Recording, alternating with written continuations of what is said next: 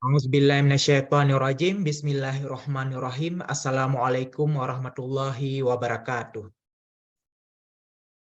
Yang kami hormati seluruh Bapak Ibu Guru, serta tenaga kependidikan, serta tenaga tata usaha, arsiparis, pustakawan, dan seluruh calon P3K Kementerian Agama Republik Indonesia.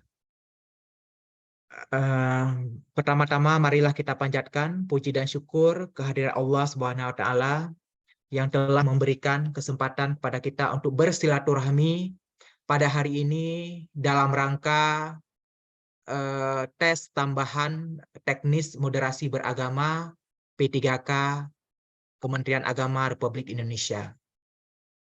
Selawat beriring salam kita sanjungkan ke pangkuan Nabi besar Muhammad SAW beserta keluarga dan sahabat beliau sekalian yang telah membawa kita dari alam jahiliyah ke alam Islamiyah.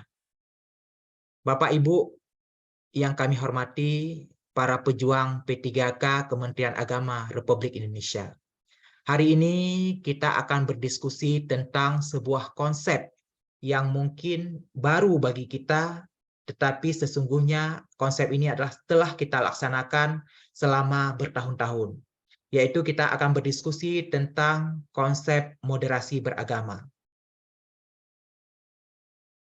Berbicara tentang moderasi beragama, ada dua kata di sini, moderasi beragama dan moderasi agama. Moderasi beragama adalah sebuah konsep bagaimana pemeluk agama menjalankan aktivitas keagamaan pada posisi pertengahan.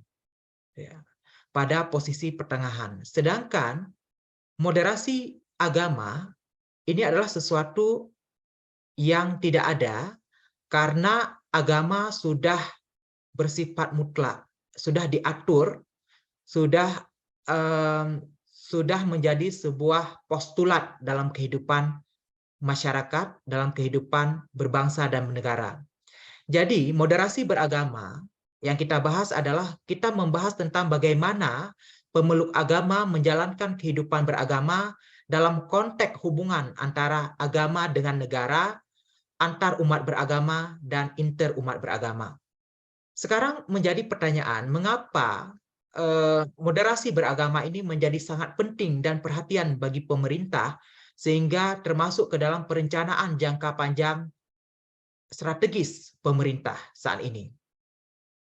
Yang pertama kita ketahui bahwa selama tahun 2022 dilakukan yang namanya survei tentang toleransi di Indonesia.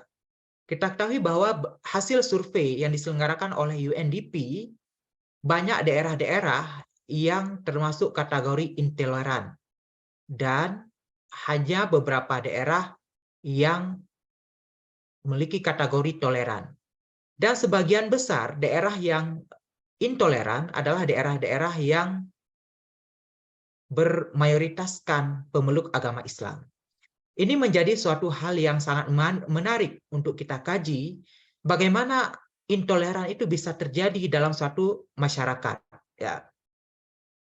Ketika kita berbicara moderasi beragama, maka kita berbicara tentang konteks bagaimana pemeluk agama menjalankan agamanya, yang berhubungan dengan bagaimana seorang pemeluk agama dalam berhubungan dengan negara. Ketika kita berbicara dengan negara, hubungan dengan negara, maka kita berbicara bagaimana kepatuhan pemeluk agama terhadap konsensus atau kesepakatan, atau dalam sini undang-undang, dan kepatuhan terhadap penyelenggaraan negara.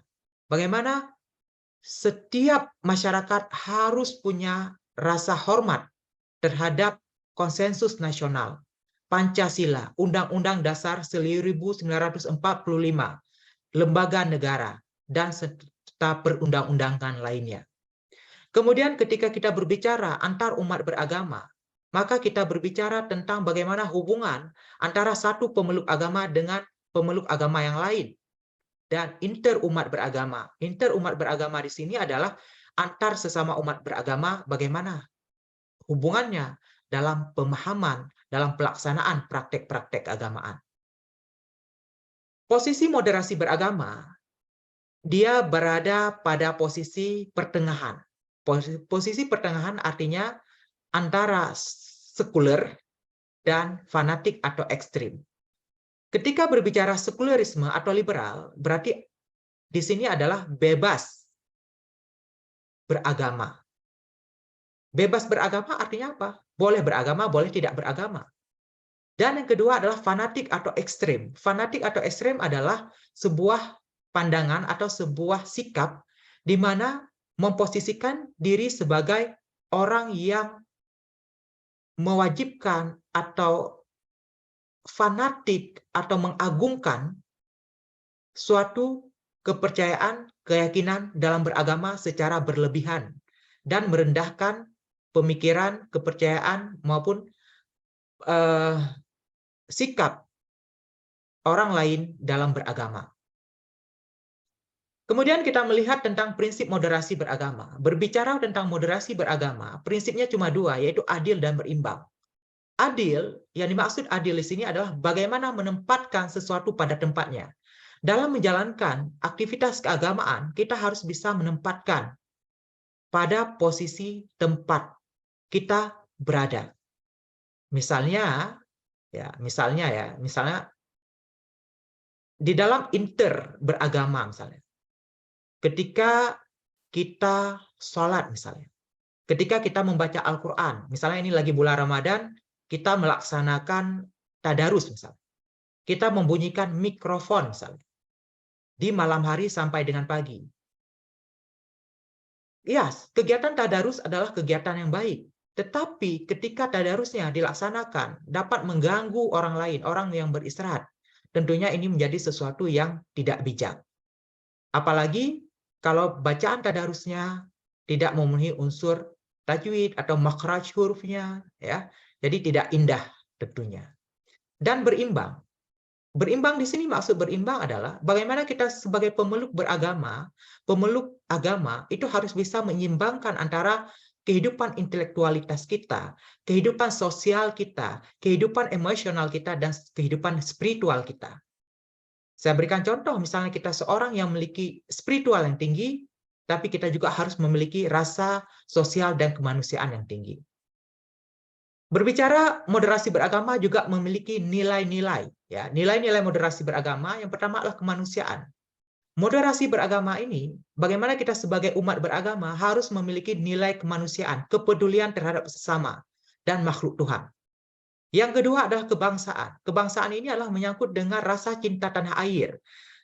Kebangsaan ini adalah menyangkut dengan kepatuhan kita terhadap perundang-undangan, kepatuhan kita terhadap Pancasila dan Undang-Undang Dasar 1945, dan penghormatan kita terhadap lembaga negara. Kemudian keragaman. Kita ketahui bahwa moderasi beragama ini lahir di Indonesia atas keragaman, ya, keanekaragaman atau keberagaman masyarakat Indonesia baik segi agama, suku, bangsa, dan sebagainya. Maka di sini perlu adanya yang menjembataninya. Kemudian ketertiban, bahwa aktivitas keagamaan, pola pikir keagamaan kita tidak boleh memberikan gangguan terhadap ketertiban umum atau kehidupan masyarakat. Kemudian musuh moderasi beragama. Ketika kita berbicara musuh moderasi beragama, yang pertama adalah radikalisme. Apa itu radikalisme? Radikalisme ini adalah sebuah sikap di mana kita ingin mengubah sesuatu yang sudah dirumuskan, yang sudah disetujui. Ya, jadi kita melawan sesuatu yang sudah disetujui, sesuatu yang sudah disepakati ingin kita ubahnya. Misalnya Indonesia sebagai negara kesatuan Republik Indonesia, kemudian kita ingin mengubah konsep negara kesatuan Republik Indonesia, maka itu dikatakan adalah sebuah paham radikalisme. Kemudian yang kedua adalah ekstremisme. Ekstremisme ini adalah sikap berlebihan dalam menjalankan sebuah keyakinan atau sebuah pemikiran atau sebuah praktek keagamaan dengan merendahkan atau tidak menghormati atau mengganggu orang lain dalam pemikiran ataupun aktivitas keagamaan orang lain. Kemudian intoleran. Berbicara intoleran adalah kita berbicara tentang bagaimana hubungan kita dengan umat agama yang lain. Ya. Di dalam konteks moderasi beragama, bahwa kita harus dengan memegang teguh keyakinan agama yang kita yakini, dengan menghormati agama orang lain, serta tidak mengganggu orang lain, itu disebut dengan toleransi. Sedangkan intoleran adalah kebalikan daripada itu. Kita membangun hubungan yang buruk dengan pemeluk agama yang lain, itu disebut dengan intoleran. Dan yang terakhir adalah takfiri. Takfiri ini adalah sebuah sikap di dalam kita antar sesama pemeluk agama, kita mengkafirkan atau kita menjelekkan atau merendahkan pemahaman atau cara orang lain dalam menjalankan agama. Takfiri ini adalah dalam konsep agama yang sama. Ini termasuk di dalamnya adalah mengkafirkan orang lain yang tata cara beribadahnya berbeda dengan kita. Kita harus memiliki pemikiran, kita harus memiliki sebuah keterbukaan dalam moderasi beragama ini. 3 pilar moderasi beragama. Yang pertama adalah moderasi pemikiran. Moderasi pemikiran di sini adalah bagaimana kita mampu menerjemahkan antara tekstual keagamaan dengan kontekstual. Jadi kita tidak boleh memahami teks-teks agama itu secara parsial, tetapi kita harus memahaminya secara luas dan secara simultan serta secara lebih komprehensif. Jadi kita nggak boleh pemikiran kita hanya tertuju dengan satu konteksnya. Oke. Jadi moderasi pemikiran ini adalah menyangkut dengan cara kita berpikir, ya, cara kita berpikir.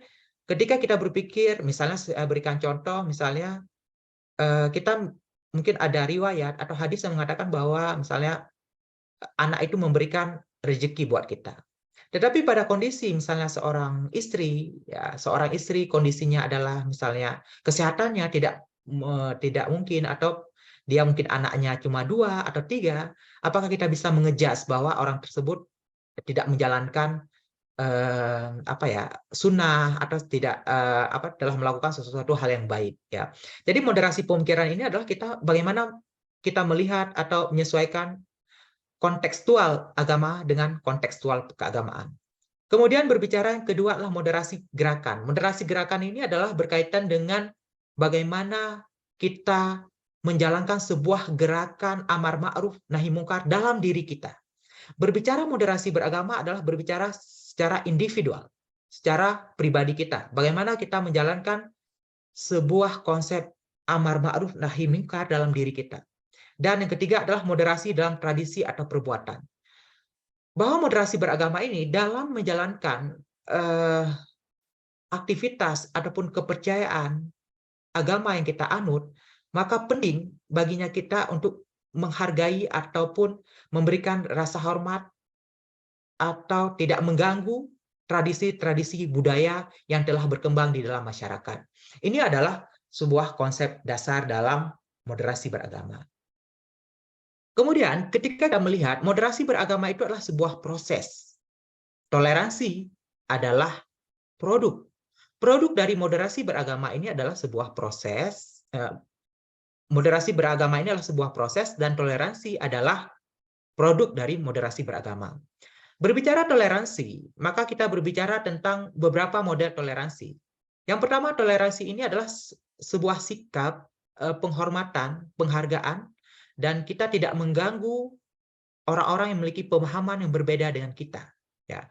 Model toleransi ada yang pertama adalah berbasis dialog. Berbasis dialog adalah misalnya seperti dalam sebuah forum, kita ada pendapat, ada perbedaan pendapat, dan kita menghargai perbedaan pendapat tersebut.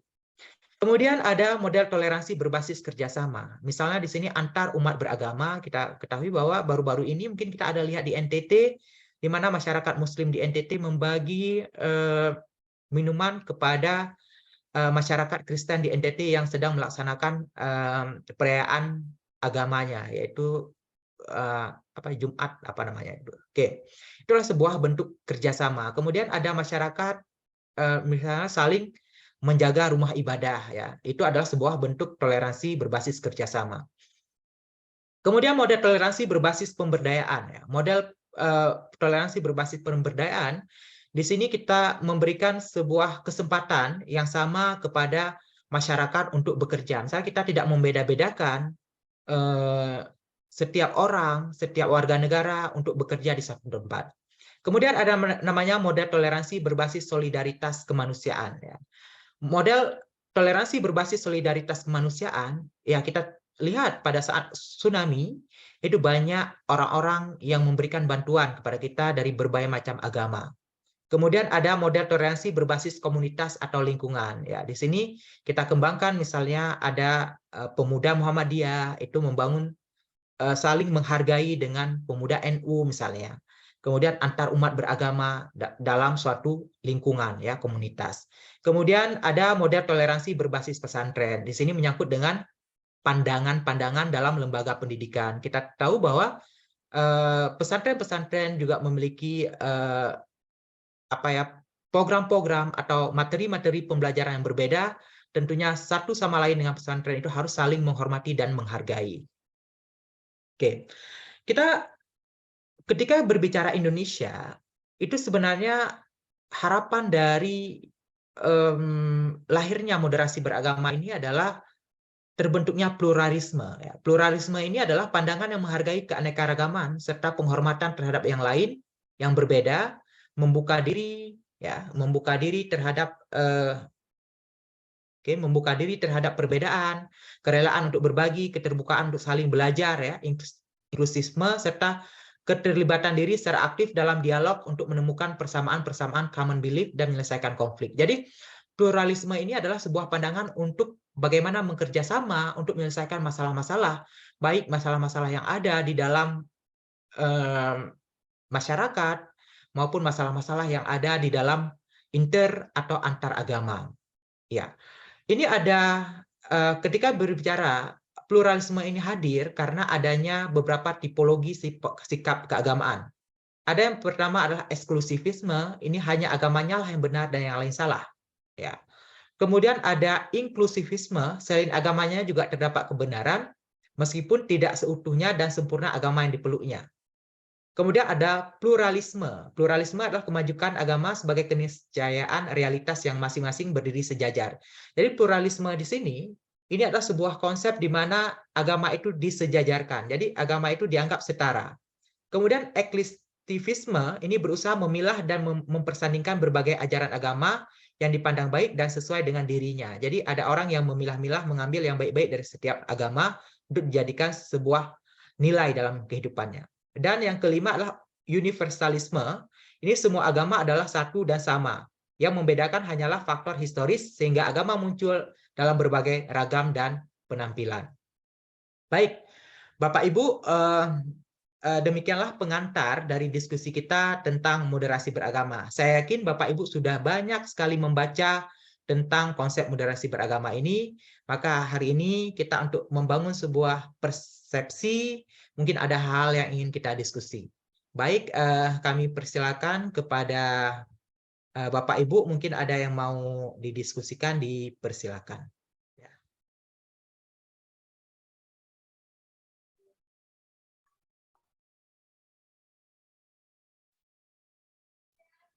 Silakan Bapak Ibu. Ya.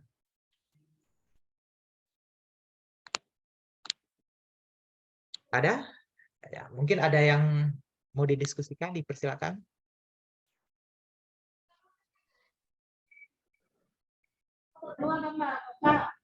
Ya, silakan. Bu, siapa?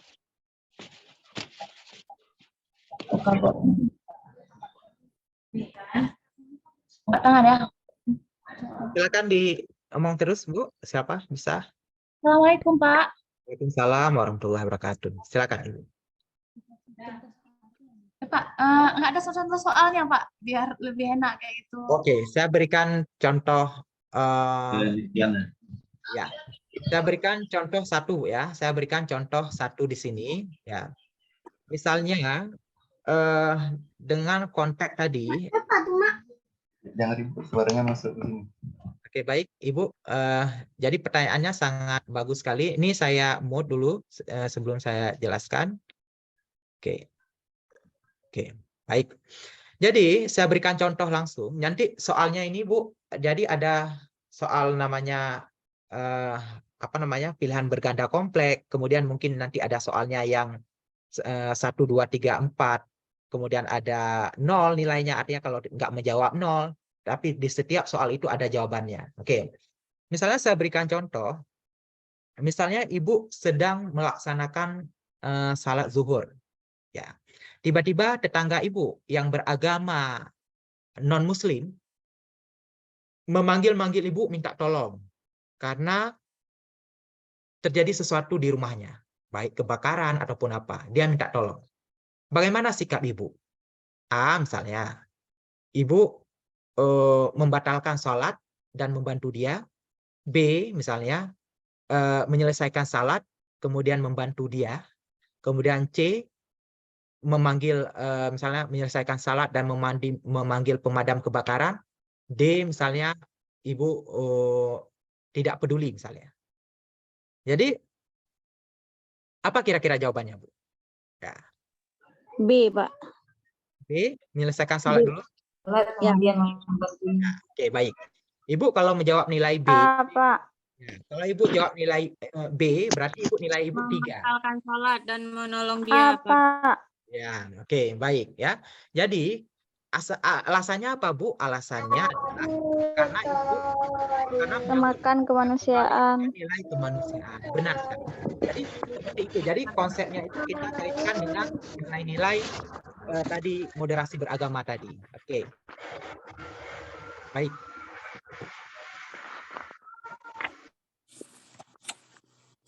Oke, baik. Ada lagi, Bu? Mau?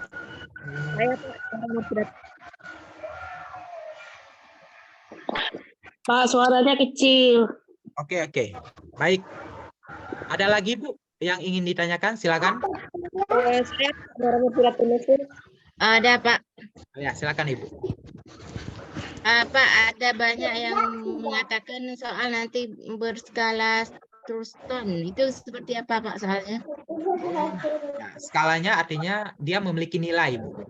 Jadi setiap jawabannya itu ada nilainya. Nanti kan ada 20 soal yang benar salah. Artinya kalau Ibu jawab benar dapat nilai 1, kalau jawab salah dapat nilai 0. Ya. Ini berarti soal-soal yang memang pasti jawabannya. Kemudian nanti ada yang paling penting itu kan ada 40 soal yang disebut dengan sikap Ibu. Jadi sikap Ibu seperti yang saya berikan contoh tadi. Jadi nilainya itu 0 sampai 4. Jadi kalau 0 itu 0 berarti nilai 0-nya berarti tidak menjawab. 1 dan seterusnya. Jadi semua itu poinnya ada nilainya, Bu. Ya itu di situ. Oke. Kayak soal manajerial, Pak ya? Iya, benar. Seperti soal manajerial. Tanya, Silakan Ibu. Ya. Bapak, ini kan ada 5 budaya kerja, ya Ya. kan? Ada integritas, profesionalisme, bertanggung jawab dan lain-lain. Nah, ini kan kalau misalnya kita baca teorinya mungkin mudah dipahami, tapi ketika ada soal itu susah untuk membedakan misalnya antara integritas dengan tanggung jawab dan profesionalisme gitu. Jadi mungkin bisa tipsnya Bapak agar kami bisa membedakan ini masuknya ke bidang mana gitu.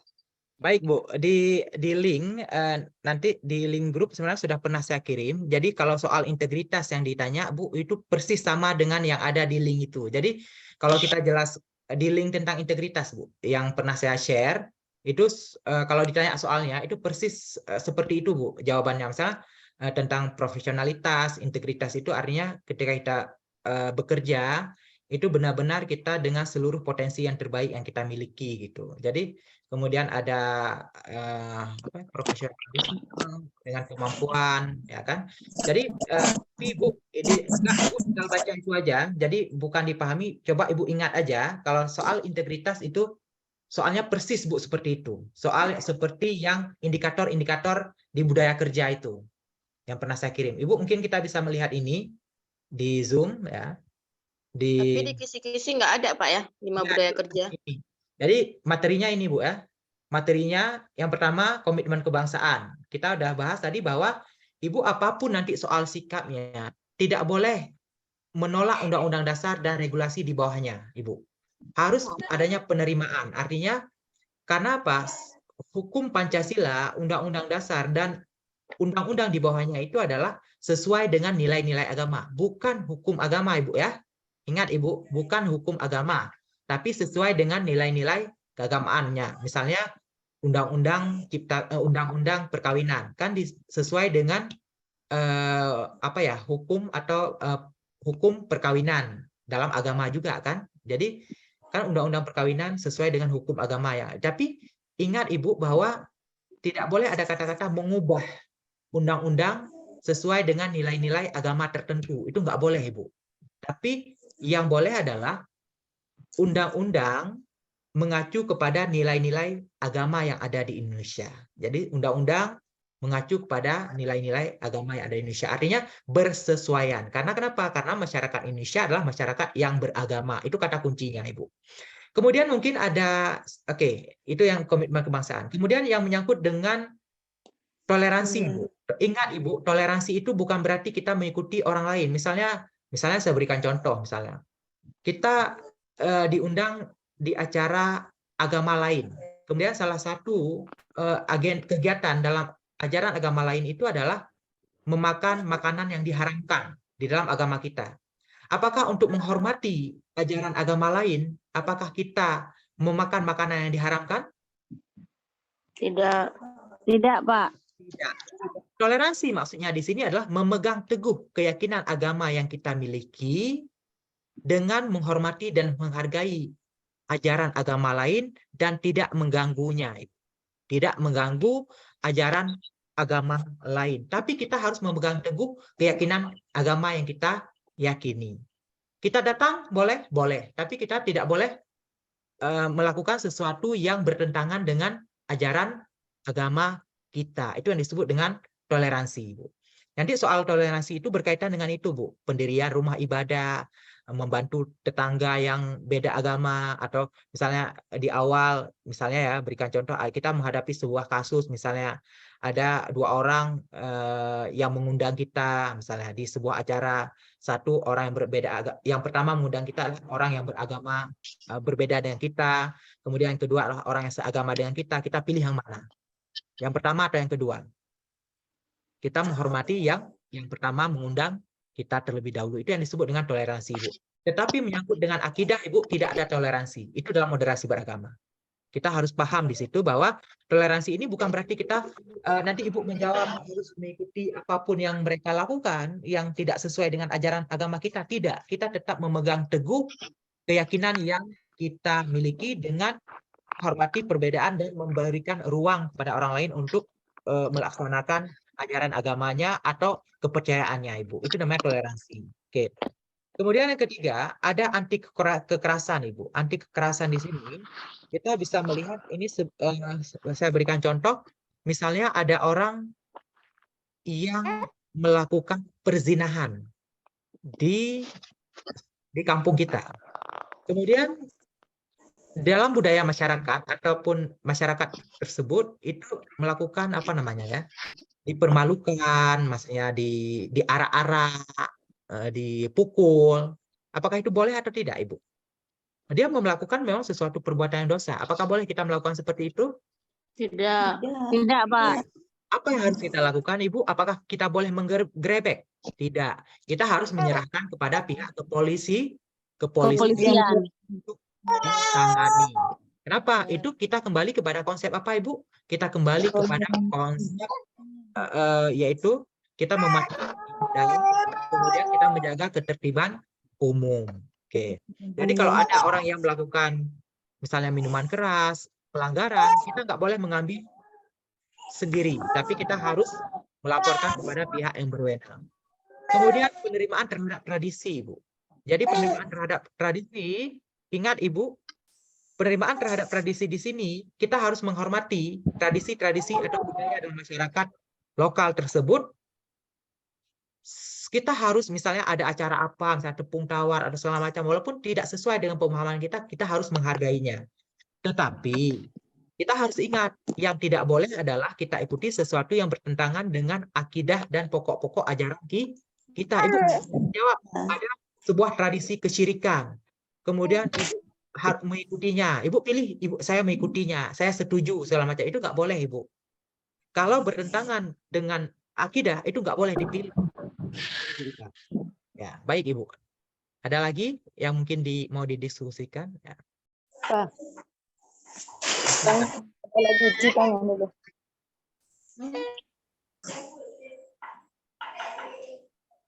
Silakan. Ya. Ada ya, silakan yang mau bertanya dipersilakan. Ini yang berbicara, yang hidupkan ini cuma yang berbicara ya. Oke. Silakan Ibu di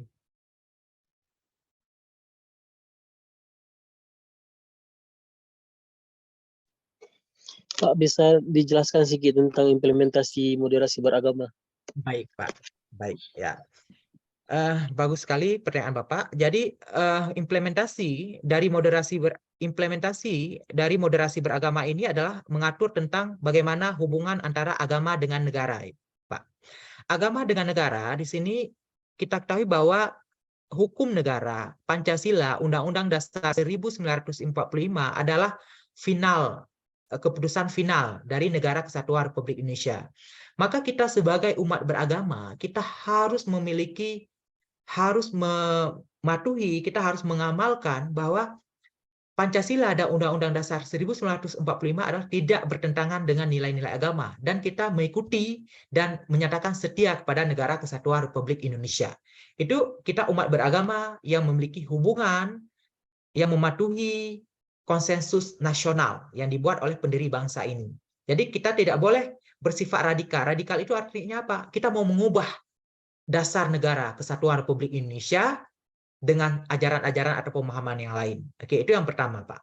Kemudian yang kedua, implementasi dari moderasi beragama itu adalah hubungan antar umat beragama, Pak. Hubungan antar umat beragama ini adalah menyangkut dengan toleransi. Ya, hubungan antar beragama ini adalah berkaitan dengan toleransi. Bagaimana kita membangun hubungan, ya. Ingat, hubungan yang dibangun adalah hubungan muamalah dalam Islam, bukan hubungan yang bersifat akidah. Hubungan yang bersifat muamalah, hubungan manusia dengan manusia, hubungan baik atas dasar kemanusiaan, atas dasar kesepakatan bersama, atas dasar ketertiban umum, maka kita menjalankan hubungan antar sesama pemeluk agama.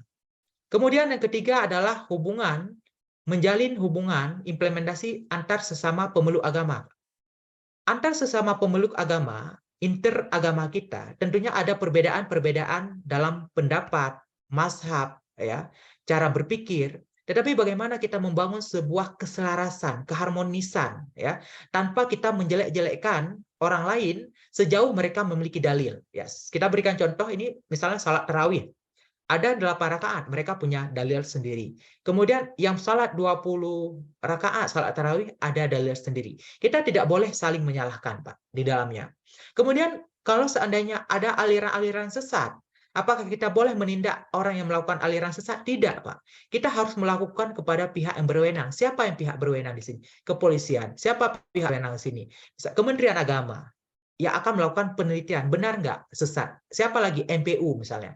Jadi masyarakat itu tidak, ormas atau masyarakat itu tidak boleh mengambil sikap sendiri dalam memutuskan ataupun menyelesaikan masalah-masalah keagamaan.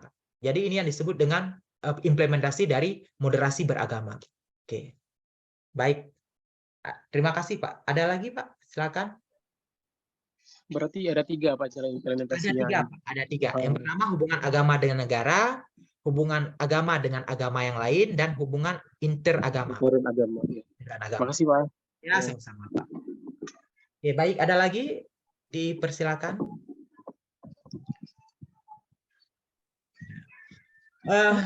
Soal moderasi beragama itu lebih kepada soal bagaimana kita menyikapi, ya, sikap kita. Jadi nanti ada soalnya setuju, tidak setuju, ada soalnya benar salah, ya. Jadi kita nggak tahu soalnya seperti apa. Jadi karena dibilang pilihan ganda kompleks, jadi bisa saja soalnya itu adalah benar salah, bisa misalnya pilih 2 jawaban yang benar, ya. Jadi bisa seperti apa aja. Tapi umumnya soalnya itulah sikap, Ibu. Ya. Bapak Ibu. Oke, silakan. Pak. Silakan Ibu Safwa. Jadi yang soal dalam opsi ini, opsi yang tadi Bapak bilang itu, yang setuju tidak setuju itu gimana contohnya, Pak? Oke, Ibu. Contohnya. Ya, contohnya misalnya seperti ini. Nah, di samping rumah Anda adalah ada sebuah masjid. Di samping masjid tersebut akan dibangun sebuah gereja misalnya. Ya, akan dibangun sebuah gereja. Pembangunan gereja itu telah mendapatkan sertifikat IMB, izin mendirikan bangunan dan izin mendirikan rumah ibadah. Sikap Anda, A, sangat setuju, B, setuju, C, cukup setuju, C, tidak setuju, D, sangat tidak setuju, misalnya E, tidak tahu. Ibu pilih yang mana? Sangat setuju. Oke, bagus Ibu. Kalau Ibu memang setuju, jangan pilih setuju. Pilih sangat setuju. Karena poin sangat setuju lebih tinggi daripada nilainya setuju. Kalau Ibu tidak setuju, pilih yang sangat tidak setuju. Karena poin sangat tidak setuju itu lebih tinggi daripada tidak setuju. Ya, Ibu seperti itu soalnya. Ya. Silakan lagi. Bapak izin bertanya Bapak, kalau misalnya lanjutan dari pertanyaan barusan, kalau misalnya dari poin pertanyaannya itu tidak mendapatkan surat izin, itu bagaimana jawabannya Bapak? Nah, kalau tidak mendapatkan surat izin, maka kita tidak setuju Ibu, karena sebuah bangunan itu harus ada izin. Karena itu menyangkut dengan Harus ada izin. ya, harus mendapatkan izin karena menyangkut dengan kita kembali lagi ke teori, menyangkut dengan kesepakatan bersama dan azas ketertiban umum. Karena untuk mendirikan bangunan itu kan ada analisis Bu. Misalnya di samping Pertamina kemarin kan nggak boleh bangun bangunan karena meledak Pertamina merugikan masyarakat kan. Jadi itu ada namanya analisis Ibu, analisis izin mendirikan bangunan di suatu tempat termasuk rumah ibadah Ibu. Ya, jadi ketika sudah mendapatkan izin maka kita harus setuju. Kalau tidak mendapatkan izin, tidak ada izin, berarti itu adalah ilegal Ibu. Apakah kita boleh melakukan tindakan sendiri? Nggak boleh. Kita melaporkan kepada pihak yang berwajib. Di sini adalah kepolisian. Mereka yang menindak. Jadi kita sebagai masyarakat tidak boleh menindak. Tidak boleh melakukan tindakan apapun. Jadi masyarakat itu hanya boleh melaporkan. Oke, Ibu. Jadi karena ormas masyarakat itu tidak punya kekuatan hukum untuk melakukan penindakan atau penyelidikan. Ya. Baik, terima kasih. Ada lagi? Silakan. Kita masih ada waktu sampai jam 4. Ya. Bapak izin bertanya Bapak, kalau misalnya untuk pertanyaan jawaban yang pasti bukan yang per poin itu bagaimana Bapak ya? Kalau misalnya jawabannya salah 0. Contoh soalnya. Jadi soalnya Ibu, soalnya seperti soal yang saya kirim, yang saya pernah kirim Ibu. Kan ada banyak soal-soal yang pernah saya kirim itu. Jadi model soalnya seperti itu Bu. Jadi jawabannya memang udah pasti. Jadi jawabannya udah pasti, misalnya Ibu baca juga teori-teorinya, misalnya tentang konsep, misalnya saya berikan contoh misalnya, oke, misalnya tindakan melawan undang-undang yang telah diputuskan oleh pemerintah, oleh sekelompok ormas, itu termasuk dalam tindakan A, misalnya ekstremisme, B, radikal, C, fanatik, D, takfiri misalnya. Apa gitu. Jadi jawabannya sudah pasti Bu. Yang jawaban salah benar itu sudah pasti. Kecuali yang pilihan ganda gitu Pak ya. Pilihan ganda, bisa pilihan ganda itu tapi udah pasti Bu. Ya. Kalaupun soalnya nanti 2 option misalnya benar seperti atau salah. simulasi kemarin Pak ya kayaknya. Benar Ibu. Benar atau salah, benar atau salah, benar atau salah. Itu yang model soal benar yang nilai 1 simulasi dan kemarin Pak ABCD Pak. Ya. Simulasi yang chat kemarin. Ya, berarti mengikuti simulasi itu, Bu. Ya, siapa tahu soal simulasi itu ada yang keluar, Ibu. Ya, simulasi kemarin kan 8 soal, Pak. Jadi ABCD. Ya. Jadi kita nggak tahu juga orang buat soal seperti apa. Yang penting kita sudah ready dan siap, Ibu. Jadi dalam menjawab soal-soal moderasi ini, benar-benar kita strategi dan kita kembalikan pada konsep Ibu.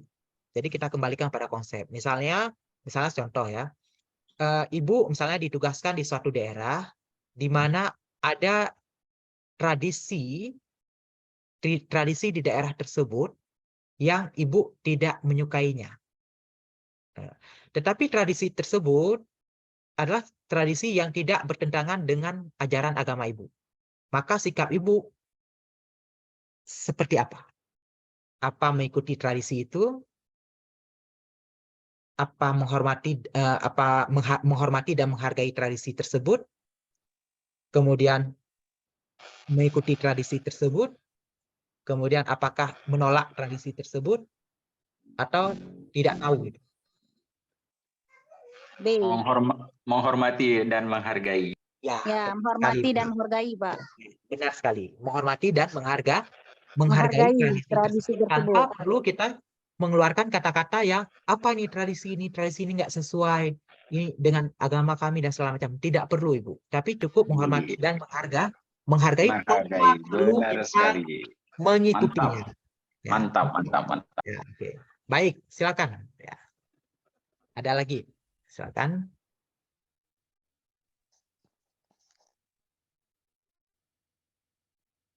Oke. Silakan Ibu, ada mau ditanyakan lagi, dipersilakan ya. Pak, Ayo silakan. ya Pak, di referensi kan kemarin yang yang diberikan oleh Kemenak kan ada 2 buku. Yang pertama ada buku peta jalan. Ya. Yang buku peta jalan itu yang di bagian roadmap tuh saya Pak bisa jelaskan sedikit Pak. Yang di bagian peta jalannya itu yang kayak kurang paham saya Pak. Peta jalan yang boleh dikirim di grup Pak sebentar. Karena bukunya terlalu banyak moderasi. Kirim di grup aja.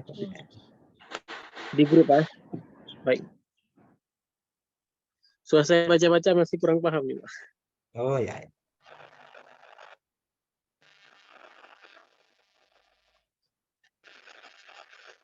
Tak ada yang mau masuk, aku nggak bisa lagi. Oh ya nggak bisa kirim nih Pak Bukan di sini, di grup ini aja, di grup.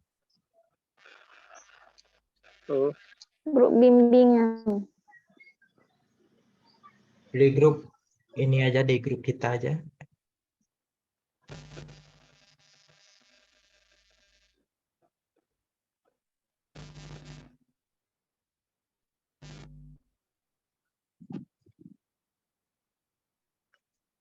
Karena bahannya kita banyak ya, alhamdulillah.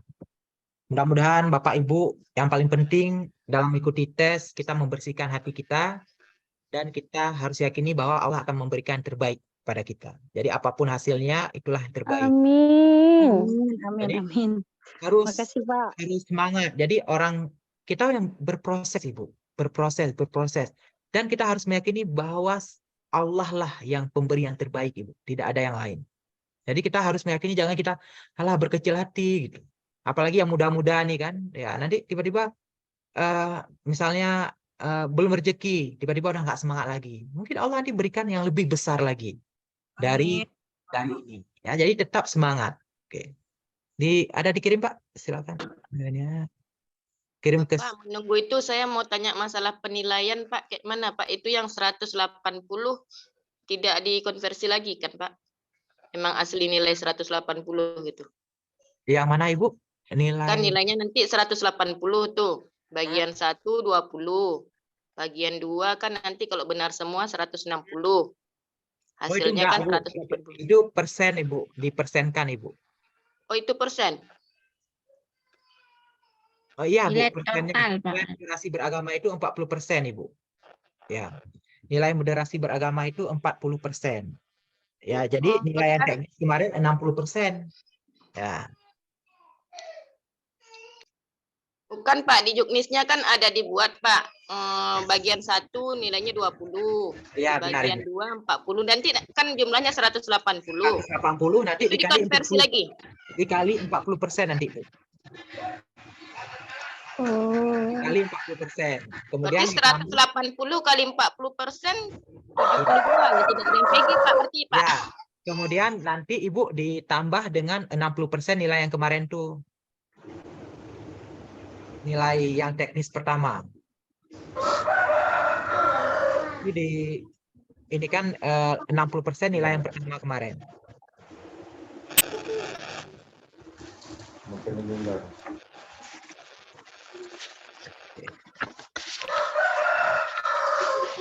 Mau bertanya, Pak. Ya, silakan Ibu. Pak, jadi nilai untuk kelulusannya maksimalnya berapa ya, Pak ya? Nilai maksimalnya kita nggak tahu juga yang kemarin berapa ininya, karena kan soalnya kita nggak tahu berapa, tapi memang kelulusannya itu berdasarkan perankingan, Ibu. Saya lihat memang rata-rata kan teman-teman kan lulus passing grade ya. Saya lihat rata-rata teman-teman lulus passing grade. Jadi nanti dirankingkan Ibu, dirankingkan peringkatnya berapa kebutuhan. Misalnya ada yang 20 orang kebutuhan, berarti ranking peringkat 1 sampai peringkat 20. Ya, nanti kan ada Ibu ada ada sanggahnya juga nanti. Nanti biasanya kalau P3K ini ada sanggah, nanti mungkin ada kesalahan nilai Ibu. Makanya Ibu nilainya difoto, direcord ya. Ini bagus sekali pertanyaannya. Jadi nanti kalau masa sanggahnya kita bisa ini kok nilai saya berbeda antara nilai tes dengan nilai yang dipublish gitu. Nilai kelulusan. Oke, baik Pak. Terima kasih Pak jawabannya. Ya, Pak, tadi yang ini tolong kirim ini ya, sudah saya WA ya. Bapak Ya, izin silakan. lagi. Silakan, Ibu. Bapak ini kan ada model soal yang diberikan pernyataan, nanti pilih misalnya 5 poin yang sesuai dengan komitmen gitu. Iya benar. Itu kadang kan di apa namanya pilihan pernyataan itu mirip-mirip, maksudnya kita merasa kalau itu benar gitu, hampir semuanya benar gitu. Ya. Nah, kayak misalnya kalau misalnya yang ditanya tentang komitmen kebangsaan, jadi apanya yang harus kita highlight gitu Pak, maksudnya yang harus kita lihat dari segi apanya gitu. Nah, bagus sekali pertanyaan Ibu ya. Jadi Ibu, semua pernyataan tadi, pernyataan itu semuanya adalah pernyataan moderasi beragama, Ibu. Cuma pemisahannya aja, yang mana di kebangsaan, yang mana di toleransi, yang mana di hubungan interagama. Jadi ketika kebangsaan, berbicara kebangsaan, Ibu harus melihat semua sikap pemeluk agama dengan negara itu. Konsepnya dengan negara. Dengan Pancasila, dengan Undang-Undang Dasar, dengan lembaga negara, dengan undang-undang yang lain. Itu aja konsepnya, Ibu. Jadi Ibu lihat konteks kebangsaan itu adalah konsep di mana konsep hubungan masyarakat atau pemeluk agama dengan negara. Itu aja, Ibu. Jadi Ibu lihat situ. Karena nanti semua soal itu adalah pernyataan-pernyataan itu semuanya moderasi beragama. Nanti tinggal kita pilah-pilah yang mana yang hubungannya antar umat beragama, yang mana hubungannya dengan beragama, yang mana hubungannya dengan negara. Yang hubungannya dengan negara itu adalah kebangsaan, Ibu. Bagaimana warga negara itu memiliki sikap kebangsaan. Kemudian jangan ya Ibu, jangan sekali-sekali Ibu memilih Ibu misalnya memilih nanti ada sikap di situ di mana melakukan harmonisasi ideologi agama, ideologi lain dengan nilai-nilai Pancasila dan Undang-Undang Dasar. Jangan. Karena itu Undang-Undang Dasar dan Pancasila itu adalah final, sudah konsensus nasional. Jadi nggak boleh ada yang lain-lain. Kita mau mengikuti Undang-Undang Dasar, kita mau ikut Pancasila, tetapi kita juga menghormati dan menghargai mengikuti ideologi-ideologi lain. Itu nggak boleh, Ibu. Berbicara tentang konsep negara tidak boleh berbicara konsep negara, kita tidak boleh ada harga tawarnya, itu nggak boleh. Oke Bu ya? Oke, tidak boleh ya. Ibu ini remote ya, silakan. Iya, nggak tahu kenapa. Yang lain tolong remote lah biar Bapak yang bicara. Siapa yang bicara aja. Silakan Ibu. Maaf Bapak. Ya, silakan. Boleh izin menyambung? yang Boleh, tadi. boleh, Bu. Boleh, Bu. Misalnya ada pernyataan, misalnya apa namanya, memilih kepala desa yang berbeda suku gitu misalnya ya. Itu masuk ke komitmen bernegara atau toleransi? Oke, Bu. Jadi berbicara tadi bahwa pemilihan kepala desa, pemilihan pemerintahan itu ada undang-undangnya, Ibu. Oke, pertanyaan saya, ada undang-undangnya nggak pemilihan kepala desa? Ada Pak, ada. Berbicara ketika ada undang-undang, berarti itu adalah pemerintahan. Berbicara pemerintahan, itulah kebangsaan, Ibu. Ya, ingat itu kata kuncinya, Bu. Berbicara undang-undang, kebangsaan, ada undang-undangnya, berarti itu adalah kebangsaan, Ibu. Oke, baik. Tapi kalau misalnya kita membantu orang lain yang berbeda agama, itu ada undang-undangnya nggak, Bu? Tidak ada. Ada. Toleransi. Itu adalah sikap, ya. Benar, Ibu. Oke. Oke, baik Pak. Sudah dapat kata kuncinya. Terima kasih banyak Pak jawabannya. Mantap Bu, mantap, keren. Ya, silakan. Ya, kita insya Allah Ibu, ini sama-sama kita yakin ya, yakin kepada Allah. Pokoknya artinya sekarang menyangkut dengan moderasi beragama ini adalah sebuah final ya, sebuah final konsep beragama di Indonesia. Oke. Oke Pak. Ada lagi Ibu? Ya. Oke. Baik, ini Bapak tadi nanya tentang ini ya, tentang roadmap ya. Oke. Ya, ini kita bisa lihat roadmap ini artinya kerangka ya, kerangka konsep ya, konsep moderasi beragama ini. Kita ketahui dalam kerangka konsep ini, moderasi beragama ini ada tentang Undang-Undang Dasar 1945. Ini di dalam pasal 29 ayat 2 ya, yang menjamin setiap agama itu menjalankan ajaran agamanya. Ya, jadi negara yang menjamin. Kemudian ada Undang-Undang nomor 39 tahun 1999, ini juga menyangkut dengan kebebasan orang memeluk agama. Kemudian ada Perpres ya, 2015 tentang Kementerian Agama juga menyinggung tentang penyelenggaraan tentang apa namanya, hukum, struktur hukum Kementerian Agama. Kemudian ya yang ini ya.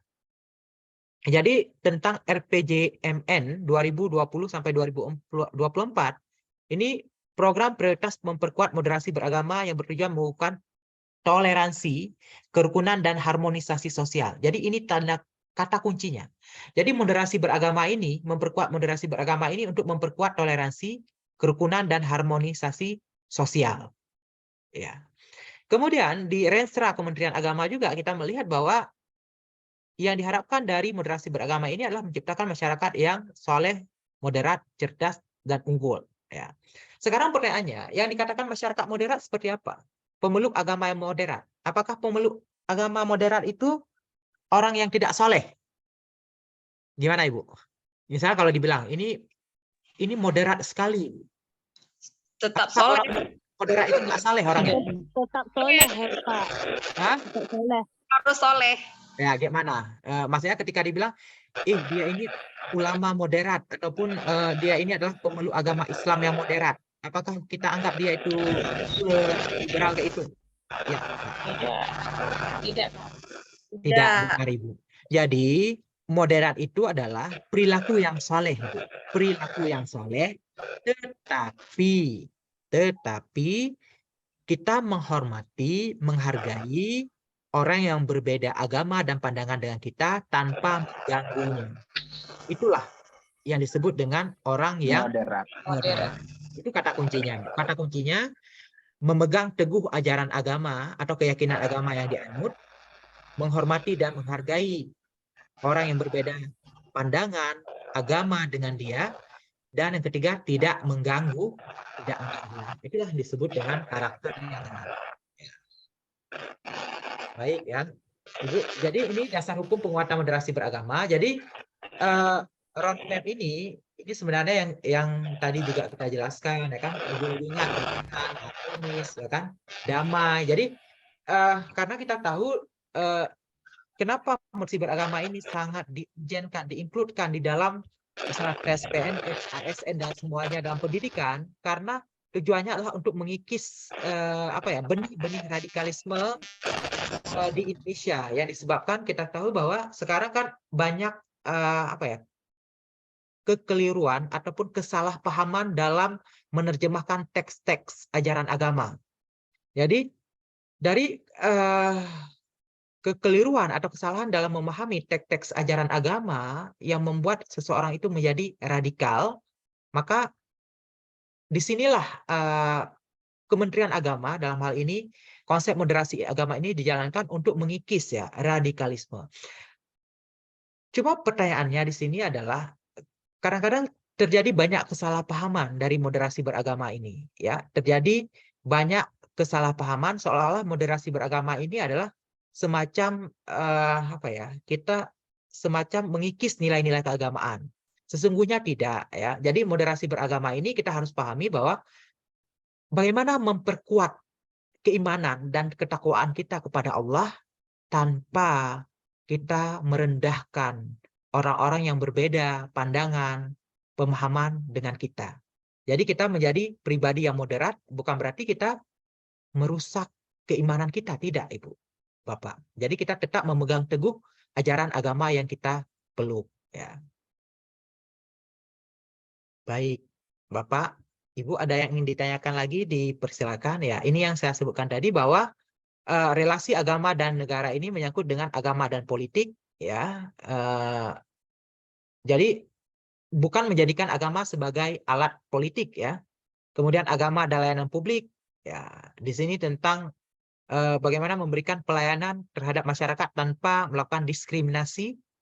Kemudian agama dan hukum, ya, ini menyangkut dengan aturan-aturan, ya, menyangkut dengan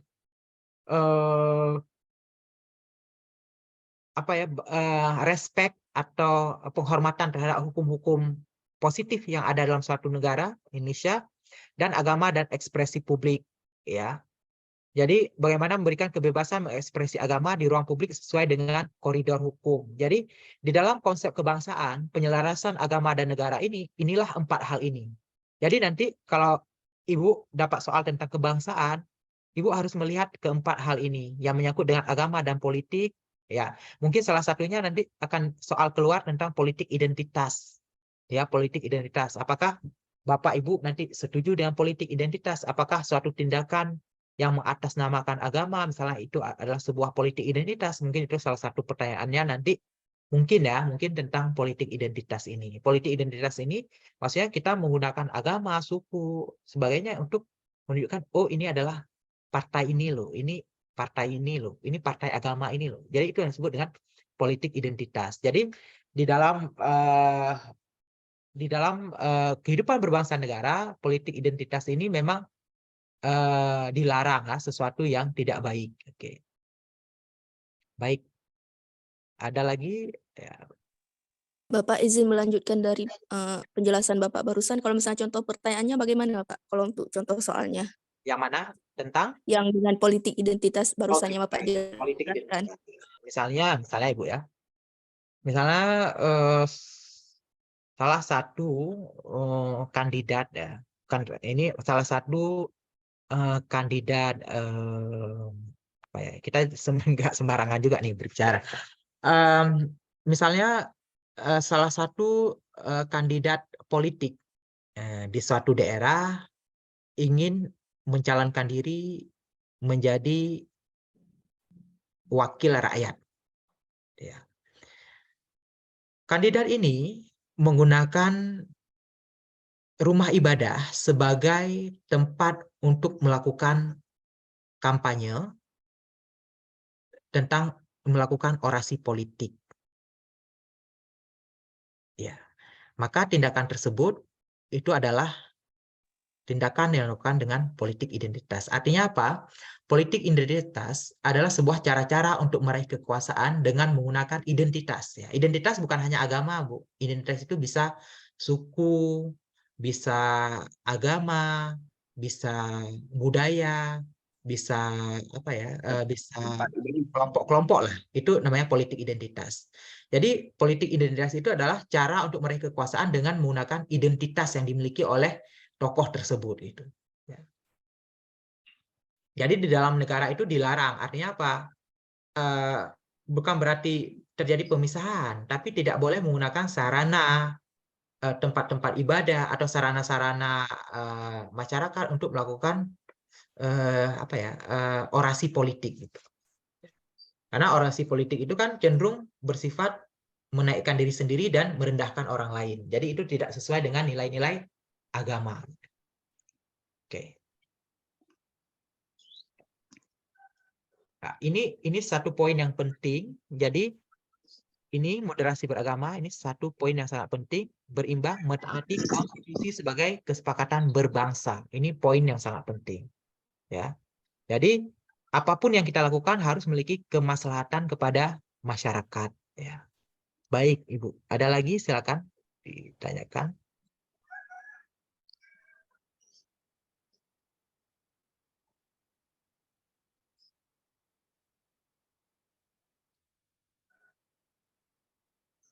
Oke, ada lagi? Dipersilakan.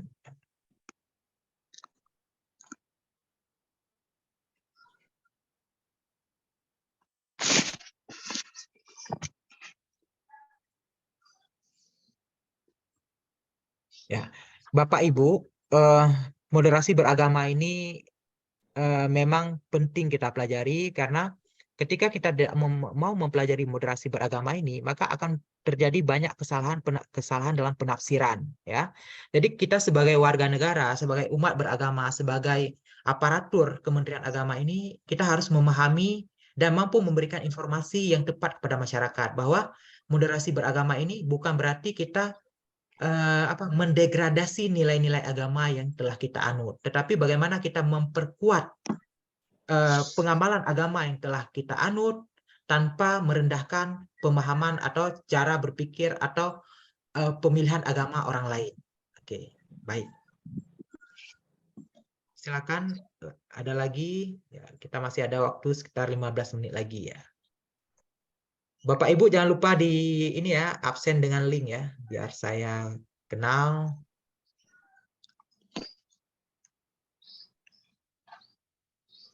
Pak, materi yang rangkuman yang Bapak pertama tadi tampilkan di screen itu ada, bisa di-share, Pak? Boleh, untuk boleh. belajar. Boleh. Oke. Dan boleh, Pak. Saya share ya. Oke. Di grup sukses, Pak. Ya, di grup ini juga boleh, Pak. Di grup ini saya share ya. Saya share di sini. Kayak saya cuma ada di grup ini, Pak, di grup sukses. Oh gitu. Enggak, di sini juga saya ini saya di Zoom ya. Ya, itu meeting chat ya. Oke, baik. Ada lagi Bapak. Artinya Ibu jangan dibuat terlalu pusing, tapi yang paling penting adalah bagaimana mengaitkan situasi atau kasus-kasus yang diberikan dalam soal dengan konsep ya, konsep moderasi beragama ini gitu.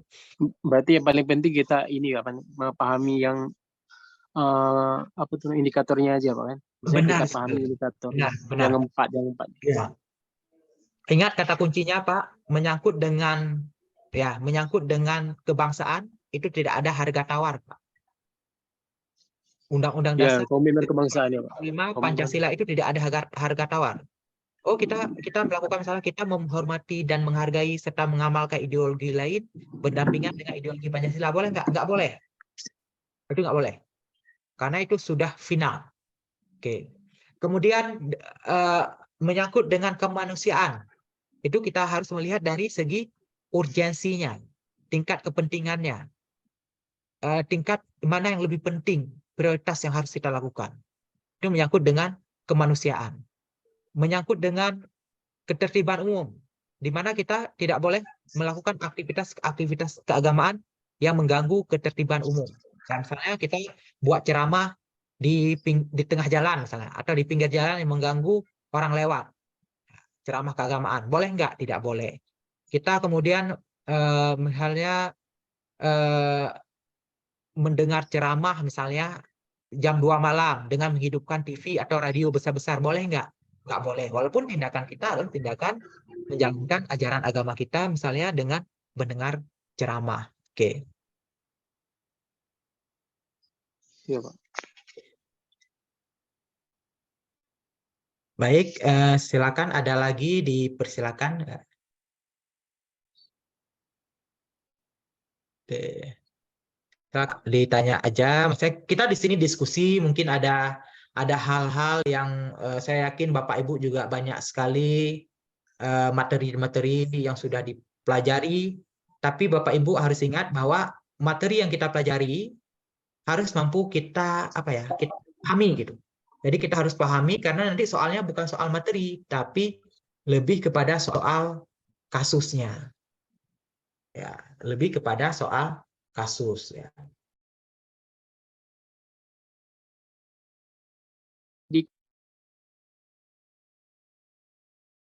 Oke, baik Bapak, ada mau lagi silakan. Assalamualaikum Bapak, izin bertanya ya. Silakan Ibu. Boleh diulangi mungkin sekali lagi terkait dengan model-model apa tadi toleransi sama Pak ya. Mungkin contoh dalam kehidupan. Oke, baik Ibu. Baik, saya ini kan. Ya. Pak, satu lagi tentang undang-undang Pak, boleh diulang? Undang-undang? Contoh-contohnya, iya. Oke, undang-undang apa Bu? Oke. Yang berhubungan dengan undang-undang. Ya, yang berhubungan dengan undang-undang Pancasila, kemudian Undang-Undang Dasar 1945, kelambanggaan negara, itu adalah bentuk hubungan antara agama dengan negara. Jadi kita harus mengikuti konsensus nasional yang dibuat oleh pendiri negara ini. Jadi kita nggak boleh sebagai umat beragama menentang, misalnya kita menentang undang-undang, kemudian kita melawan undang-undang karena tidak sesuai dengan ajaran, dengan pemahaman agama yang kita anut, itu tidak boleh. Ya. Jadi itu adalah konsep hubungan antara negara dengan agama. Kalau kita melawan, itu namanya apa Ibu? Radikalisme. Ketika kita melawan konsensus nasional tadi, melawan lembaga negara, melawan undang-undang, melawan Pancasila, itu namanya radikalisme. Radikal itu ekstrem kiri, Pak. Iya, benar, Pak. Radikal itu artinya kita menolak, Pak. Kita ingin mengubah sesuatu yang sudah ada. Gitu. Jadi misalnya sekarang ada undang-undang cipta kerja, misalnya. Kita menolak, misalnya, menentang dan sebagainya. Kita tidak melakukan melalui jalur hukum, misalnya. Misalnya kita melawan, tidak mengikutinya, berarti itu adalah sebuah radikal. Tetapi kalau kita tempuh melalui jalur hukum, misalnya kita gugat ke Mahkamah Konstitusi, misalnya kita menggugatnya ke Mahkamah Konstitusi melalui prosedur hukum, maka itu bukan radikal, Pak. Itu adalah sebuah konteks demokrasi dalam bernegara. Jadi beda, Pak, ya, konsepnya ya. Bisa dipahami, Pak? Iya. Kalau melawan secara ilegal, kita lawan, tidak mengikuti sebuah undang-undang secara ilegal, itu namanya radikal. Tapi kalau kita tidak menguji sebuah undang-undang, artinya menguji itu kita kita tidak bisa paham dengan undang-undang tersebut, kita uji atau kita lawan dengan melakukan pengujian atau protes kita ke Mahkamah Konstitusi, maka itu adalah sebuah jalur hukum, Pak. Itu adalah sebuah yang legal, itu bukan radikal namanya. Jadi ingat kata kuncinya, kita melakukan pengujian melalui jalur hukum, itu namanya legal. Ya, sebuah tindakan yang benar. Tapi kalau kita melawan tidak sesuai dengan prosedur hukum, maka itu namanya radikal. Kalau kita melawan negara, ya. Baik, kita lihat sekarang model-model toleransi. Ya, model toleransi ada namanya model toleransi berbasis dialog. Toleransi itu artinya kan sebuah sikap menghargai dan menghormati orang-orang yang berbeda pandangan dengan kita. Maka berbicara model toleransi berbasis dialog adalah bagaimana kita membangun komunikasi dengan orang lain dengan rasa saling menghargai dan menghormati satu sama lain dalam perbedaan. Jadi berbicara dialog ini, Ibu, berbicara dialog dalam konteks yang berbeda, Ibu. Baik berbeda agama maupun berbeda cara pandang terhadap suatu masalah agama. Itu namanya toleransi berbasis dialog. Ketika kita saling menghargai dan menghormati pendapat seseorang, dia memiliki dalil-dalil, dia memiliki kitab suci yang mendukungnya, maka kita harus menghormati dia, maka itu namanya toleransi. Oke. Kemudian model toleransi berbasis kerjasama, di sini artinya apa? Toleransinya berbasis kita saling kita misalnya ada sebuah pekerjaan misalnya. Kemudian pekerjaannya kita lakukan bersama-sama. Misalnya toleransi kerjasama ini misalnya kerjasama dalam misalnya di masyarakat kita gotong royong misalnya, atau kerjasama dalam hal misalnya membangun sebuah lembaga pendidikan misalnya. Itu adalah sebuah toleransi berbasis kerjasama. Ya. Kemudian model toleransi berbasis pemberdayaan ini menyangkut dengan pekerjaan. Misalnya bagaimana dalam sebuah pekerjaan itu saling menghargai dan menghormati. Jadi kita memberikan kesempatan yang sama kepada seluruh antar pemeluk umat beragama untuk bekerja di suatu tempat tanpa mendiskriminasikannya. Jadi kita melihat sesuai dengan kompetensi yang dia miliki. Ini namanya toleransi berbasis pemberdayaan. Jadi mungkin ada soalnya ditanya, misalnya Anda seorang pimpinan, kemudian ada 2 orang yang melamar pekerjaan di tempat Anda, satu beragama sama dengan Anda, satu beragama tidak sama dengan Anda. Kemudian yang beragama tidak sama dengan Anda memiliki nilai kompetensi tes lebih tinggi daripada yang satu agama dengan Anda. Maka siapa yang Anda pilih? Ya, itu contoh soalnya. Ya. Jadi kita harus lihat kembali lagi kepada regulasinya. Regulasinya apa yang dilihat? Regulasinya bahwa tes berdasarkan hasil hasil kompetensi. Penerimaan orang berdasarkan hasil kompetensi. Maka itu namanya toleransi berbasis pemberdayaan. Kemudian ada namanya model toleransi berbasis solidaritas kemanusiaan. Ya, ini sering kita lihat sekarang. Banyak kita kadang-kadang memberikan bantuan-bantuan, misalnya orang juga ketika waktu tsunami memberikan bantuan kepada Aceh dari berbagai macam masyarakat, agama, negara, ya, mereka memberikan bantuan kemanusiaan. Jadi ini konteksnya adalah solidaritas kemanusiaan. Jadi kita membangun toleransi atas dasar solidaritas kemanusiaan. Kemudian ada model toleransi berbasis komunitas. Komunitas di sini adalah menyangkut dengan lingkungan, ya. Jadi kita memberikan misalnya ada ya di dalam antar agama, misalnya dalam Islam ada kelompok misalnya Muhammadiyah, ada kelompok NU. Jadi kita saling menghormati, ya, menghormati satu sama lain, menghargai komunitas-komunitas ini. Jadi kita tidak saling menjelekkan, itu namanya toleransi. Tidak merendahkan, itu namanya toleransi. Kemudian ada namanya model toleransi berbasis pesantren. Model toleransi berbasis pesantren, kita tahu bahwa pesantren ini lembaga pendidikan, memiliki pemahaman, memiliki cara, memiliki fatwa-fatwa yang mungkin antara satu pesantren dengan pesantren yang lain berbeda. Maka ketika toleransi ini berkembang, maka setiap pendapat-pendapat antar pesantren, dalil-dalil yang dikeluarkan setiap pesantren, pola pengajaran dan sebagainya, itu saling menghargai dan menghormati. Ketika dalil dalam membuat sebuah fatwa, misalnya di pesantren, itu memiliki dalilnya. Jadi bukan tidak ada dalilnya. Oke. Kalau misalnya kita menemukan sesuatu yang dapat mencemarkan ataupun merusak agama misalnya, itu pencemaran agama misalnya, itu apa harus kita lakukan? Maka kita melaporkan kepada pihak yang berwenang untuk melakukan penyelidikan. Oke. Baik, ada lagi, dipersilakan.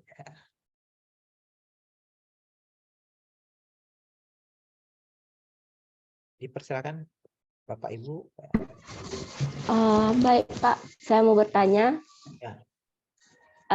Ini Pak menyangkut dengan pluralisme. Ya. Bagaimana Pak kira-kira pernyataan dalam bentuk soalnya nanti yang menyangkut dengan pluralismenya ini? Kira-kira bagaimana Pak? Ya. Pluralisme ini sebuah sikap, ya, sebuah sikap kita menghargai keberagaman dengan memang agak sedikit berbahaya sebenarnya ini Bu, berbahaya dalam konteks akidah kita, di mana pluralisme ini menempatkan setiap agama itu pada posisi yang setara itu. Pluralisme dalam beragama itu menempatkan setiap agama itu setara. Pluralisme itu salah satunya adalah dalam bentuk misalnya perayaan ajaran agama. Misalnya kita punya keluarga, tetapi dalam keluarga kita memiliki ajaran agama yang berbeda-beda misalnya. Dan kita ikut merayakan merayakan ajaran agama dari keluarga kita yang berbeda-beda agama tadi. Itu adalah salah satu bentuk pluralisme, artinya kita menempatkan bahwa pemikiran dalam pluralisme ini bahwa setiap agama itu memiliki kebaikan. Jadi setiap agama itu tidak mengajarkan keburukan. Jadi sehingga mereka menerapkan agama itu pada posisi yang setara. Tapi ini sangat rawan, Ibu, secara akidah kita. Ya, sangat rawan secara akidah kita. Tapi ya udah, soalnya seperti itu, Ibu. Jadi bagaimana kita tidak pernah mengatakan bahwa agama kita lebih baik daripada agama orang lain di depan publik. Ingat, Ibu, di ranah publik. Ya, baik Pak, terima kasih. Ya, sama-sama. Ini Ibu, apapun yang kita ngomong ini, kita ceritakan ini adalah sebuah materi, Bu, ya, sebuah pembelajaran. Jadi mungkin ada sesuatu yang kurang ini, jangan dibuat menjadi sesuatu yang kontroversial, Ibu. Ya, Pak. Pak, sedikit Pak. Jadi kan kalau misalkan kita terapkan yang pluralisme, misalkan dalam kita ada soal seperti ini, kita misalkan dapat undangan dari orang non Muslim untuk acara keagamaan mereka. Jadi ada pilihannya kita ikut untuk silaturahmi, kemudian ada pilihan kita ikut untuk merayakan, kemudian ada beberapa pilihan lain. Itu yang kalau misalkan kita pilih kita ikut untuk silaturahmi, itu sudah termasuk moderat nggak, Pak? Benar, itu sudah termasuk moderat, Bapak. Ya, itu sudah. Walaupun berarti nggak harus kita pilih yang ikut merayakan, kan? Enggak, Pak. Itu adalah termasuk moderat. Ya. Oke, baik ya. Luar biasa Bapak Ibu, pertanyaan Bapak Ibu memang sangat mengarah ya. Jadi saya melihat insya Allah lah, maksudnya kadang-kadang ada sesuatu yang nggak terpikirkan, tapi terpikirkan di sini. Ya. Alhamdulillah sekali. Makanya di sini kita diskusi inilah ya. Jadi bukan kita menjelaskan materi enggak ya. Jadi diskusi. Baik, ya Pak, sebenarnya lebih mudah kita pahami dalam diskusi daripada membaca. Ya. Ya, Pak, benar sekali. Ini sangat membantu, Pak. Ya, sudah baca juga bingung. Ya Ibu, mudah-mudahan berkah Ibu. Ya, kita berdoa sama Allah itu berkah Ibu. Jadi kalau berkah itu insya Allah walaupun sedikit yang kita pahami, itu Allah berikan kemudahan buat kita. Baik, Bapak Ibu, kemudian ada lagi, silakan. Silakan. Yang mau bergabung ke grup ini saya kirim linknya ya. Silakan Bapak Ibu bergabung di grup.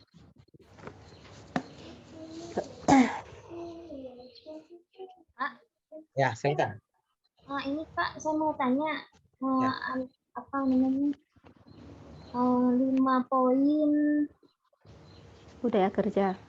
Oh iya, 5 poin nilai budaya kerja Kementerian Agama ya, Bu? Antara ini profesionalitas dengan keteladanan hampir sama. Itu kata kuncinya kayak mana, Pak? Oh ya, Ibu ada bergabung di sini nggak? Ada bergabung di grup nggak? Maksudnya ada di grup P3K ada bergabung nggak, Ibu? Kalau ada bergabung nanti saya kirim lagi.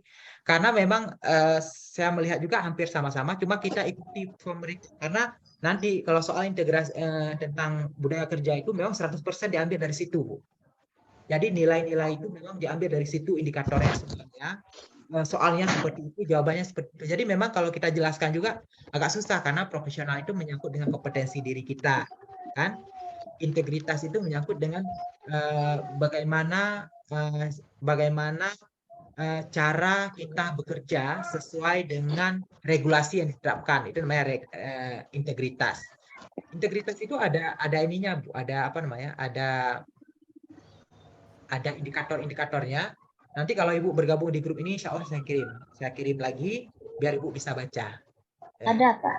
Ada. Di grup ada. Itu aja Ibu. Ibu pahami itu aja sebenarnya. Karena gini, kalau kita jelaskan hampir mirip-mirip ya, hampir mirip juga. Yang ada nanti tambah bingung. Ibu pahami itu aja untuk apa ya? Untuk tes ini aja. Ya, makasih Pak. Tapi keluar nggak ya nanti Pak tentang profesional? Tapi dari kisi-kisinya nggak keluar kan? Karena kalau kemarin kan memang kalau PNS itu kan IPMB. IPMB itu Indeks Profesional Moderasi Beragama. Jadi budaya kerja dites. Tapi kalau ini kan memang tesnya moderasi beragama, berarti fokus ke moderasi beragama saja, Pak. Ya, Pak, tanya yang di simulasi kemarin pun cuma 1 keluar nilainya yang moderasi aja. Iya, ya. Adakah soal yang mengaitkan dengan ayat-ayat Al-Quran? Itu tidak, Bu. Cuma kan nanti mungkin ada, itu biasanya enggak, Bu. Kalau moderasi karena yang diinginkan ini, yang diinginkan sikap kita ya. Secara Yang, umum, Pak. ya, jadi yang diinginkan oleh ini adalah sikap kita. Jadi ya, karena kan mereka kepingin bahwa aparatur sipil negara ini itu kan tidak radikal, itu intinya sebenarnya. Makanya mau dites moderasi beragama. Oke.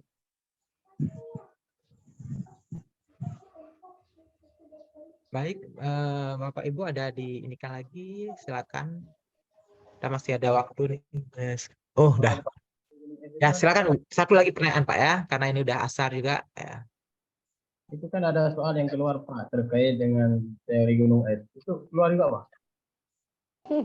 Kemarin ada keluar nggak, Pak? Nggak. Ini Bapak, insya Allah nanti ya, kita nggak tahu juga, tapi insya Allah soal-soalnya itu memang kesikap, Pak. Kesikap. Bapak harus ingat, teori gunung es itu adalah kita harus melihat masalah sesuatu itu secara detail. Tidak boleh melihat hanya di permukaan masalah itu. Jadi masalah gunung es itu menyangkut dengan moderasi beragama. Kita lihat sekarang misalnya ada orang yang melakukan misalnya ujaran kebencian misalnya terhadap pemeluk agama lain misalnya. Itu kan sesuatu hal kecil. Kadang kita ini kan bully biasa segala macam kita bilang. Tapi itu bisa menjadi masalah besar ke depan. Nah, jadi itu yang disebut dengan teori gunung es itu, maka kita harus melakukan penyelidikan, pengajaran dan sebagainya. Kita harus memahami secara detail, Pak. Harus membuat perencanaan apa yang harus dilakukan biar tidak terjadi itu lagi ya. Jadi itu sebenarnya tujuannya, Pak. Jadi inti dari teori gunung es itu adalah bagaimana kita melihat masalah secara detail. Jadi nggak boleh kita melihat sebuah masalah, oh ini nggak penting masalahnya. Tetapi sebenarnya itu adalah masalah yang besar. Ya, kapal Titanic aja bisa karam gara-gara menabrak gunung es. Ya. Jadi, baik semuanya, ini ada absennya ya. Tolong jangan lupa di ini bagi yang belum, silakan daftar hadir tolong diisi. Ya. Ya. Insya Allah Pak, semuanya Allah berikan terbaik. Semuanya tentunya kita berharapkan lulus ya. Semoga Allah memberikan kemudahan kepada Bapak Ibu untuk tes besok. Amin, amin, Allahumma amin, amin, amin, ya rabbal alamin. Terima kasih Pak atas partisipasinya dan pencerahannya dan juga apa yang telah disampaikan. Mudah-mudahan bisa bermanfaat bagi kami semuanya. Amin. Amin. Amin. Semoga berkah Pak ya, ini bulan Ramadan. Amin, ya. amin. Amin, amin. Banyak-banyak berdoa di malam.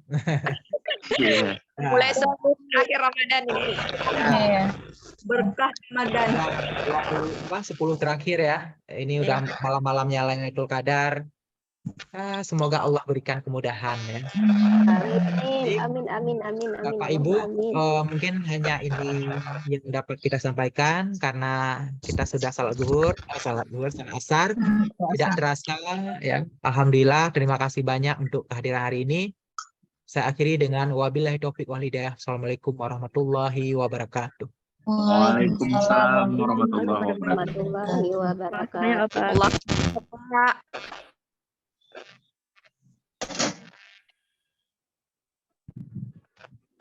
Paknya, kalau mau ngomong sama teman-teman aja, mau share, mau apa, mau ngobrol sama teman-teman aja, coba.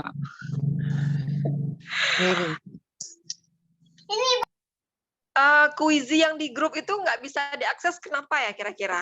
Katanya nggak saya buka, Bu. Mau dibuka lagi? Iya Pak. Dia muncul gitu Pak. Boleh Pak, kami sholat asar dulu lah Pak, sholat asar dulu baru dibuka Pak, jangan buka dulu. Oke. Boleh. Sholat asar dulu ya. Asar dulu, Pak dulu. Yang ada kuncinya Pak ya. Yang ada kuncinya ya. Boleh. Tolong Pak dibuka lagi, saya belum sempat dengar.